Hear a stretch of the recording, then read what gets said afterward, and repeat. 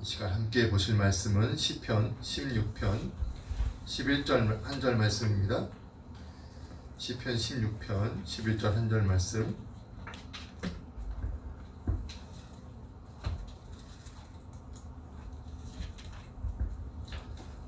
자, 여러분이 합독하도록 하겠습니다.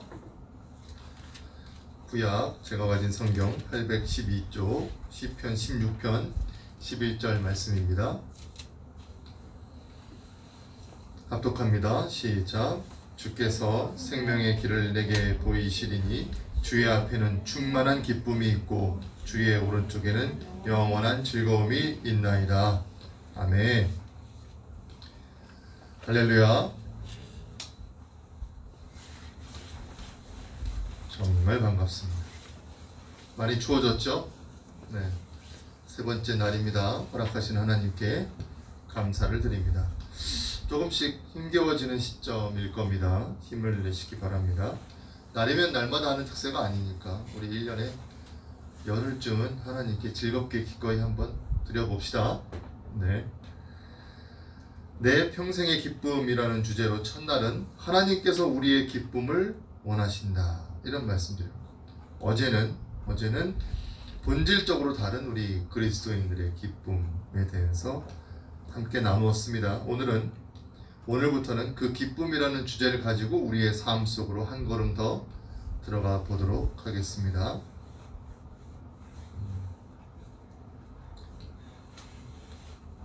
예준이 이쪽으로 오세요.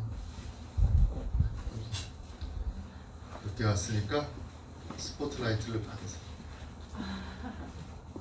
이쪽으로 오세요. 가까이.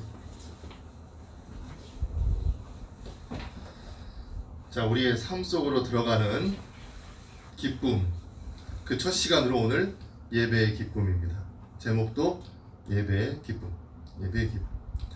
예배의 기쁨에 대해서 얘기를 좀 나눠보자면, 먼저 예배가 무엇인지 이것부터 좀 살펴봐야 돼요. 예배가 무엇이냐 이거죠. 예배는 드리는 걸까요? 받는 걸까요? 예배는 드리는 것이다. 예배는 받는 것이다. 현대 기독교의 예배는요, 성경에서는 그 형태를 찾아볼 수가 없어요. 우리가 드리는 예배의 형태는 성경에 없습니다. 그리고 1세기부터 예배의 형식은 계속 변모해 왔어요. 계속 변해왔습니다. 하루아침에 우리의 지금 현재의 예배 형태가 자리 잡은 것은 아니에요. 이런 측면에서 볼 때 구약의 제사, 신약의 예배, 이 두 가지는 지금 우리가 종종 제사를 예배로 바꾸어서 묵상하고는 하지만, 그렇긴 하지만 사실은 그 둘 사이에는 큰 차이가 있습니다. 구체적인 언급은 지금 이 자리에서 어렵지만 가장 큰 차이점은 뭐죠? 희생제물을 드린다는 거예요. 이런 의미에서 봤을 때 제사는 드린다라는 의미가 강하겠죠. 하지만 신약시대의 예배, 즉 현대의 예배는 희생제물을 드리지 않습니다. 왜냐하면 예수 그리스도께서 친히 제물이 되어 주셨으되 단번에 드리셨기 때문에 또 희생제물을 드리는 그런 의미로서의 예배는 필요 없게 된 거죠. 그렇다면 예배는 드리는 걸까요? 받는 걸까요? 흔히 이런 말을 합니다. 예배는 드리는 것이지 내가 필요한 것을 얻는 것이 아니다. 맞는 말입니다. 그러나 그 중에서도 받는 요소가 하나 있는데, 그것이 뭐다? 하나님의 말씀을 받는다. 설교 시간에. 맞는 말이죠. 어떤 분은 또 여기다가 영적인 면을 더해서 우리는 예배를 통해 영적인 휴식을 얻는다, 이렇게 말씀하는 분도 있습니다. 맞는 말입니다. 틀린 말 아닙니다. 제가 지금 예배는 드리는 것이다 라고 말하고 있나요? 받는 것이다 라고 말하고 있나요? 헷갈리죠? 이 답을 얻기 위해서 한 가지만 더 생각해 보길 원합니다. 나는 예배를 기쁨으로 드리고 있는가? 여러분, 예배 드릴 때 혹시 즐거운가요? 막 얼굴에 미소가 띄어지나요, 이렇게? 물론 우리가 우리의 즐거움을 위해서 예배 드리는 것은 결코 아닙니다. 이러한 원론적인 이야기는 잠시 접어두고 한번 생각해 봅시다. 나는 예배를 드릴 때 얼마나 즐거워했었나? 혹시라도 그렇게 즐겁지 않았고, 빨리 끝났으면 좋겠다든가, 딴 생각이 수시로 났다든가, 졸려서 눈꺼풀이 너무 무거웠다든가 했다면 그건 왜 그럴까요?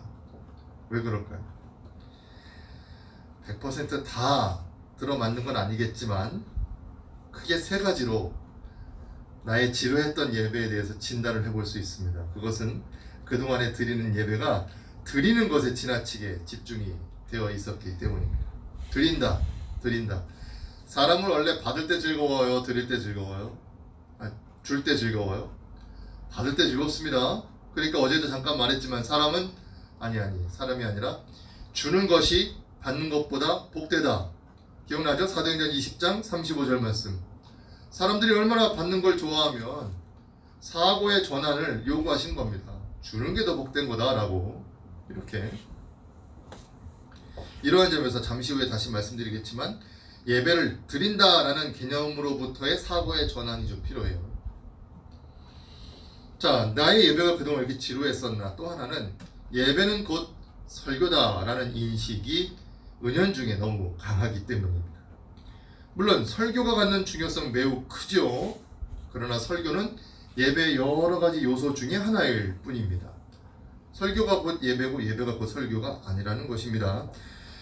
찬양을 잘 드리는 것도 중요하고 기도를 잘 드리는 것도 중요하고 설교를 잘 듣는 것도 굉장히 중요한 일입니다. 그런데 우리는 설교 시간에 졸았어, 이런 표현으로 예배의 실패를 이야기하곤 하죠.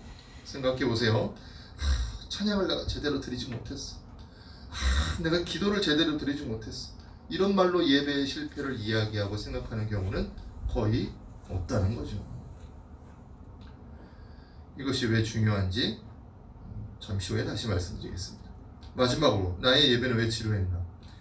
어떻게 하면 잘 드릴 수 있을까에 집중하느라고 아주 중요한 것을 놓치고 있었기 때문입니다. 예를 들자면 음향기기에 신경을 쓰고 자신이 맡은 순서에 실수를 하지 않으려고 너무 지나치게 집중을 한다는 거죠. 물론 이런 것들도 매우 중요하지만 그러나 이런 것들에 지나치게 집중하느라고 정작 중요한 것을 놓치고 있었다. 그렇다면 우리는 이런 것들에 대해서 다시 생각해 봐야 하는 것입니다. 자, 그러면 진짜 본론으로 들어가서 오늘 본문 말씀을 중심으로 지금까지 예배에 대한 생각을 한번 뒤집어 보겠습니다. 오늘 본문을 다시 한번 읽어보겠습니다. 오늘 본문 11절입니다. 시작. 주께서 생명의 길을 내게 보이시리니 주의 앞에는 충만한 기쁨이 있고 주의 오른쪽에는 영원한 즐거움이 있나이다. 아멘. 이 말씀은 하나님이 우리에게 어떤 의미인지, 예배가 우리에게 어떤 의미인지를 알려주는 그런 말씀입니다. 자, 여러분, 우리가 만약에 여러 갈래길에 앞에 서 있습니다. 반드시 하나의 길을 선택해야 되는데 그 중에서 딱 한 길만 생명의 길이에요. 나머지는 다 죽음의 길입니다. 그리고 심지어 한 번 길을 선택하면 되돌릴 수 없습니다. 번복할 수 없어요. 긴장되지 않습니까?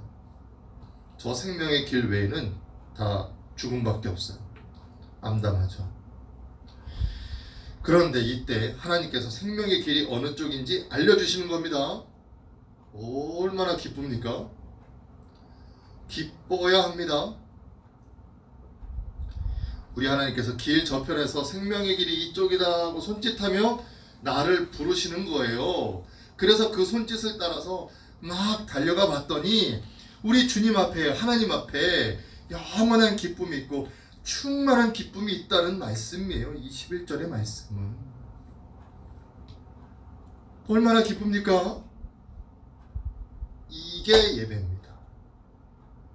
이게 예배는 드리는 것인가 받는 것인가, 이제 이런 생각을 바꿔서 저도 말씀을 묵상하면서 생각을 바꾸게 됐어요. 저도 새롭게 은혜를 받게 됐다는 말씀입니다. 이제 그런 생각을 바꿔서 예배는 무엇이다? 하나님 앞으로 나아가는 것이다. 하나님 앞으로 나아가는 것이 예배다. 찬양으로 나아가고 기도하면서 나아가고 말씀을 들음으로써 나아가는 것이다. 예배의 모든 행위들이 오직 한 분 하나님께로 나아가는 것을 의미한다. 그런데 그 길에는 언제나 생명이 있고 충만한 기쁨이 있고 영원한 즐거움이 있다. 이것이 예배입니다. 그렇다면 한 가지 점검해 볼 것이 생기죠. 나는 하나님을 기뻐하고 있는가? 시편 37편 4절은 이렇게 말씀합니다. 여호와를 기뻐하라. 명령이죠. 그가 너의 마음의 소원을 너에게 이루어 주시리로다. 더 이상 예배를 의무적인 행위, 주일이면 예배를 드려야지 하는 그런 의무적인 행위로만 여기지 말기를 바랍니다. 내가 지금 예배를 통해서 기쁨이 없다면 나는 과연 얼마나 하나님을 기뻐하고 있는지 이걸 점검해 봐야 한다는 것이죠. 주일이니까 예배 드려야지, 1시 됐어, 교회 달려나가야지, 여기에 집중하지 말고 나는 하나님을 얼마나 기뻐하고 있는가. 왜냐하면요, 사랑하는 사람과는 그저 함께 있기만 해도 즐겁지 않습니까? 막 연애를 시작했다고 생각해 보세요. 그 사람과 같이 있는 것만으로도 너무 즐겁지 않나요? 그렇다면 하나님 앞으로 나아가서 하나님과 함께 있는 그 사실만으로도 우리는 기쁘고 즐거워야 해요. 그래야 합니다. 졸릴 틈이 어디 있습니까?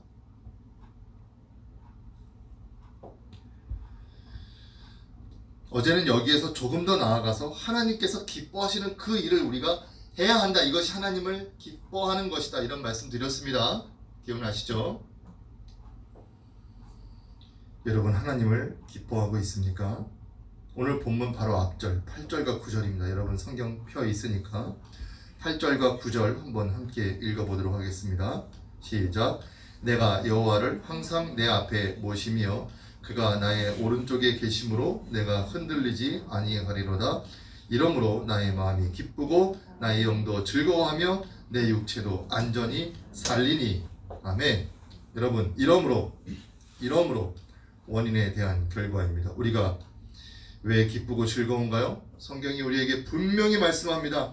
하나님을 내 앞에 모심으로 말미암아 이러므로, 이 사실만으로도 이러므로 내가 기쁘고 즐거운 것이다.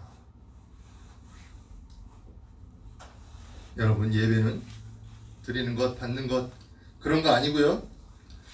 내가 기뻐하는 하나님께로의 나아갑니다. 내가 기뻐하는 하나님께로의 나아감, 그것이 예배인 것입니다. 이제 우리 예배를 통해 언제나 기쁨을 누립시다. 이런 찬양이 있습니다. 여러분, 당신은 지금 어디로 가나요? 발걸음 무겁게. 아시나요? 찬양?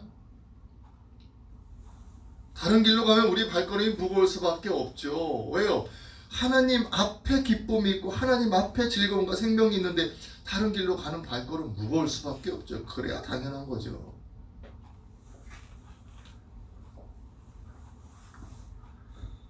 주일에 하나님 앞으로 달려나오지 않고 다른 길로 달려나가면서 아무런 느낌이 안 든다면 나의 신앙과 믿음 다시 점검해 봐야 돼요. 제가 주일에 말씀드렸잖아요. 저는 10대 후반, 20대 초반에 주일 7시만 되면 눈이 떠졌다고. 우리 그런 즐거움이 있어야 합니다. 그런 기쁨이 있어야 합니다. 세상이 주는 즐거움은 휘발성이잖아요. 우리 어제와 그제 이와 같은 말씀 나누지 않았습니까? 결코 채워지지 않는 갈망. 그러나 하나님 앞에서는 모두 가득가득 채워집니다. 할렐루야. 아멘.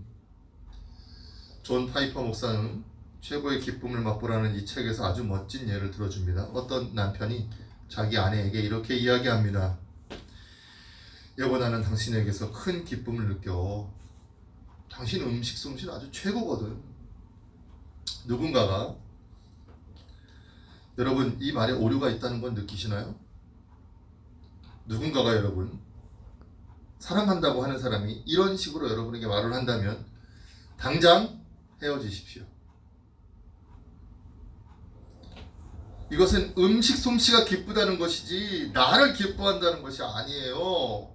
음식 솜씨가 사라지면 그 기쁨도 사라진다는 의미가 되기 때문입니다. 그러므로 진정한 기쁨은 그럼에도 불구하고 기뻐야 하는 것이죠. 사랑한다면. 예배를 통해서 무언가를 특별히 얻으려고는 하지 마시기 바랍니다.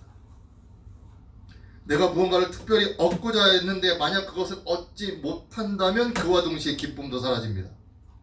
그렇지 않겠어요? 하나님을 내가 얻으려는 그 무엇과 동일시하는 것밖에 되지 않아요. 음식과 아내를 동일시한 것처럼.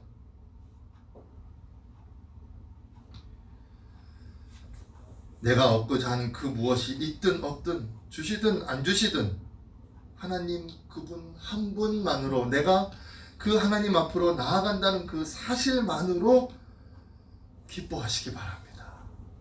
이것이 바로 우리 그리스도인들이 예배를 통해 느끼는 기쁨인 것입니다. 모쪼록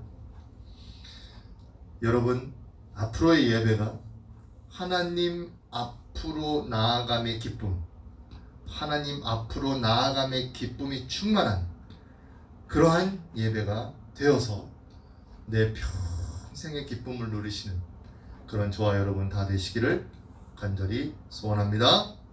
아멘.